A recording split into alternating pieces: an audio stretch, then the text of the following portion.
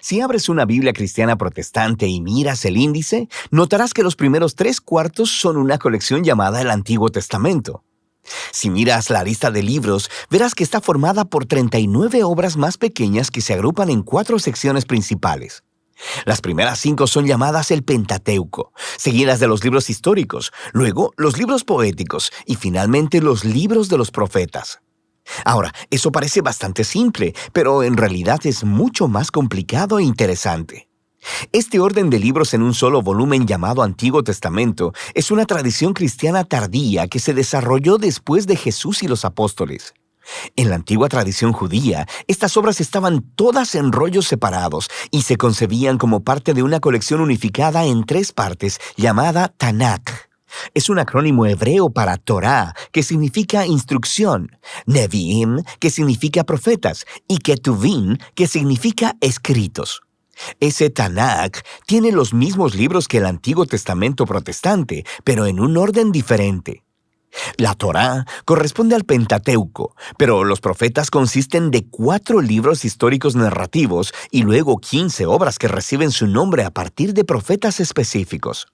Después siguen los escritos, una diversa colección de textos narrativos y poéticos. Ahora, este diseño en 3 partes es muy antiguo.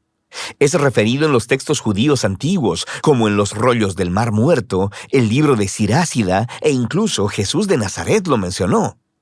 Y eso es porque esta forma en 3 partes está entretejida en los mismos rollos. Si pones atención, descubrirás que cada rollo ha sido coordinado mediante referencias cruzadas que unen cada obra a la colección en 3 partes. Entonces, ¿quién juntó todos estos rollos? Fue un proceso largo. Algunos de los contribuyentes famosos son nombrados como Moisés y David, pero la mayoría de los autores permanecen anónimos. En la Biblia son llamados simplemente escribas o profetas. Estos rollos tomaron forma a través de la historia de Israel, conforme las generaciones de escribas proféticos reunieron historias y poemas más tempranos y los integraron en composiciones más grandes, y eventualmente moldearon todo este material en una librería unificada de rollos, el Tanakh. Es claro, a partir de los textos en los Salmos y los Profetas, que estos escribas proféticos creían que el Espíritu de Dios los estaba guiando a lo largo de todo este proceso, que a través de estas palabras humanas Dios le habla a su pueblo. Esta es la razón por la que atesoraban estos textos, estudiándolos y componiendo una colección unificada. No sabemos cuándo exactamente fue terminado el proceso, pero fue en algún momento en los últimos siglos antes del tiempo de Jesús. Es su forma final. El Tanakh ofrece una interpretación profética de la historia de Israel que dice revelar los propósitos de Dios para rescatar a todo el mundo. Y aunque no podemos hacer justicia a la colección entera en solo un video, es útil que hagamos un repaso general de lo que tratan estos rollos. La Torá comienza con Dios creando y bendiciendo un gran terreno, nuestro muy buen mundo. Dios se lo confía a una criatura que refleja la imagen divina, un humano, o en hebreo, Adán.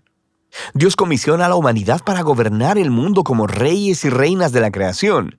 Y la pregunta es si ellos confiarán en la sabiduría de Dios para discernir el bien y el mal, o tomarán autonomía y definirán el bien y el mal por ellos mismos. Pero hay otra criatura con los humanos, la misteriosa serpiente. En su rebelión contra su creador, engaña a los humanos para que se rebelen neciamente contra la generosidad de Dios. Como resultado, la humanidad es separada de su fuente divina de vida y exiliados del jardín de la bendición para morir en un peligroso desierto. A partir de ahí, la humanidad continúa esparciendo y redefiniendo el bien y el mal, y las cosas rápidamente se ponen mucho peor. Ellos construyen ciudades plagadas de violencia y opresión, lo que conduce a la fundación de una ciudad llamada Babilonia, donde las personas se exaltan a sí mismas como si fueran Dios. Y así se establece el conflicto básico de la trama de la Biblia entera. Dios quiere bendecir a su mundo y gobernarlo a través de los humanos, pero ahora los seres humanos son el problema. Están bajo la influencia de la maldad, son estúpidos y miopes y se dirigen a la autodestrucción. Y todo esto nos prepara para la solución de Dios. Necesitamos una nueva clase de humano. Así que Dios promete que vendrá un nuevo humano que no se rendirá delante de la serpiente. De hecho, la quebrantará y será quebrantado por ella. A partir de ahí, la historia sigue el linaje de la promesa hasta un hombre y una mujer, Abraham y Sara. Dios les confió la misma bendición divina dada a la humanidad en la primera página. Así que ellos dejan Babilonia para ir a una nueva tierra, similar al jardín que Dios le promete que le dará a su familia. Lo que sigue es la historia de la familia de Abraham. 3 generaciones, Abraham, Isaac y Jacob, seguidos de 12 hijos. Y nuestra esperanza es muy alta hasta que leemos su historia familiar muy disfuncional y destructiva. Ellos mienten, hacen trampa y casi se matan entre ellos, sin mencionar los escándalos sexuales. Pero, ¿qué esperabas después de la historia del jardín? Ellos son seres humanos.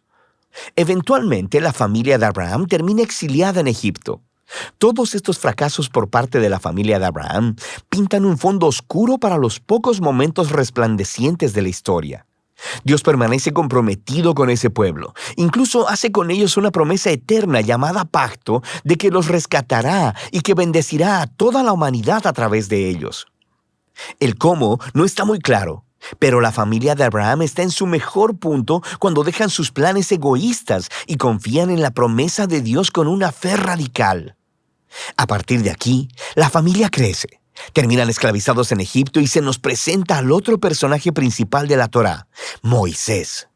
Dios lo levanta para rescatar a los israelitas y llevarlos a una montaña en donde todos son invitados a entrar en una relación de pacto con Dios. Se les dan 613 términos para esta relación, una guía para convertirse en una nueva clase de humanos quienes representarán con fidelidad a Dios delante del mundo. Y Moisés es el mediador de todo este asunto, porque él es genial.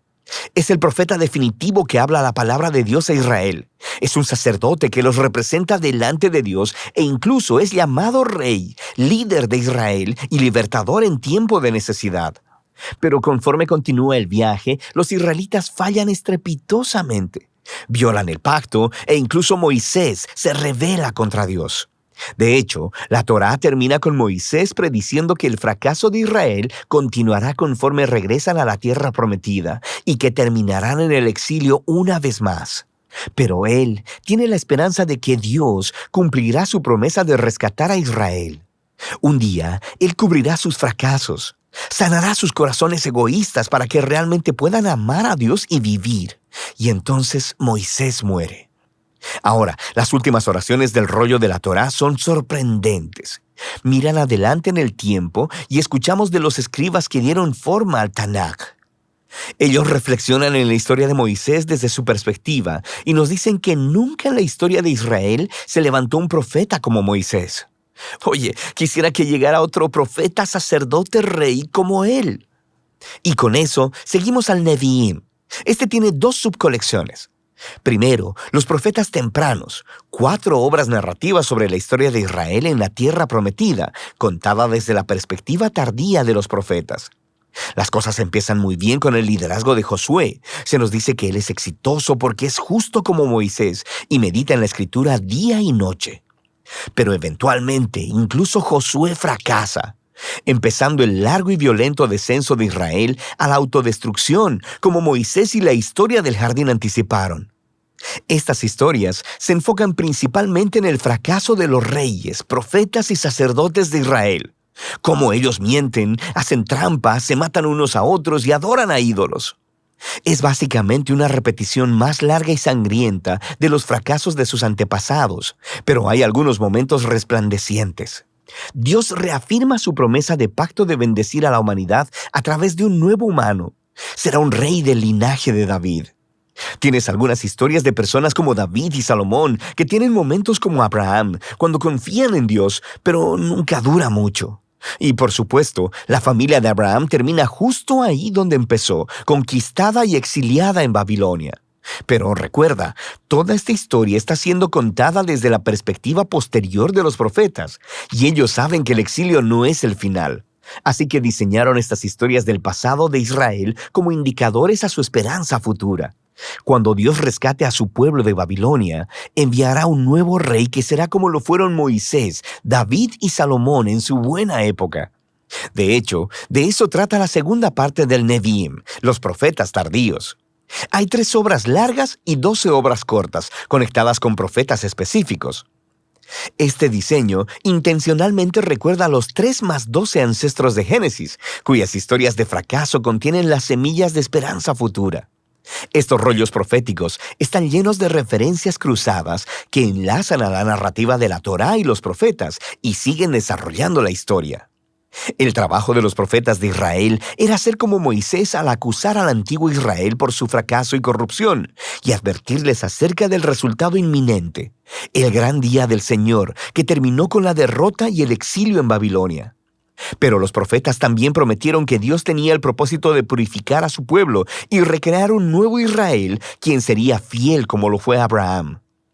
Ellos vivirían en una nueva relación de pacto con Dios bajo la autoridad de un gobernante prometido que es descrito como un nuevo Moisés, pero llamado como David. Él será quien restaurará la bendición de Dios a todo el mundo. La conclusión del Nevi'im es justo como la Torá. Hay una nota de los escribas proféticos del Tanakh. Ellos reflexionan en la historia hasta ese punto y exhortan a los lectores a anticipar la llegada de un profeta como Moisés, a quien llaman Elías. Él anunciará la llegada del Dios de Israel para purificar y salvar a su pueblo. A partir de aquí, nos dirigimos a la tercera y última subcolección del Tanakh, una diversa colección de rollos.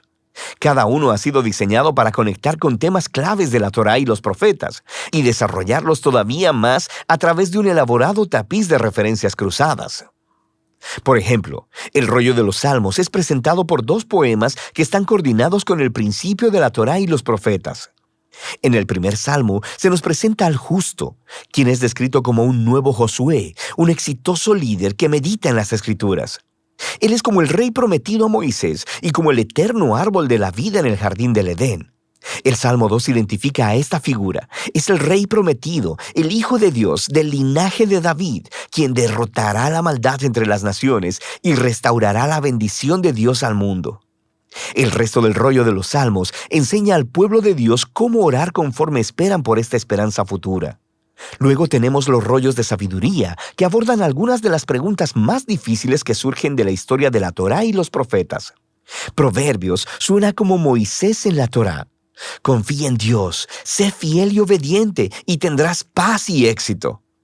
Pero luego, Eclesiastés y Job reflexionan en la complicada historia de Israel y dicen, sí, lo hemos intentado y no es tan simple. Estos 3 libros desarrollan una profunda conversación acerca de lo que significa vivir sabiamente en el buen y frecuentemente confuso mundo de Dios. 2 de los últimos libros del Tanakh en ser escritos hacen una contribución crucial.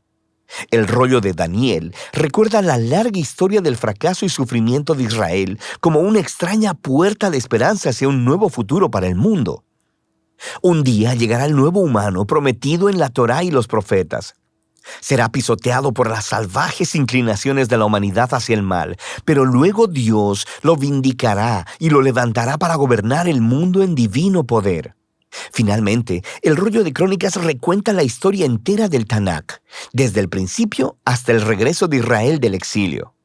El autor se enfoca en la promesa de Dios a David de un rey futuro que reunirá al pueblo de Dios en una nueva Jerusalén y traerá bendición divina a las naciones. Las últimas líneas del rollo de Crónicas han sido coordinadas con textos claves por todo el Tanakh. Mantienen viva la esperanza de un regreso definitivo del exilio, apuntando a la llegada de un israelita con quien Dios está, quien pueda ir y restaurar a la nueva Jerusalén. Y así es como termina la historia. El Tanakh es una majestuosa e intencionalmente diseñada colección de antiguos rollos hebreos.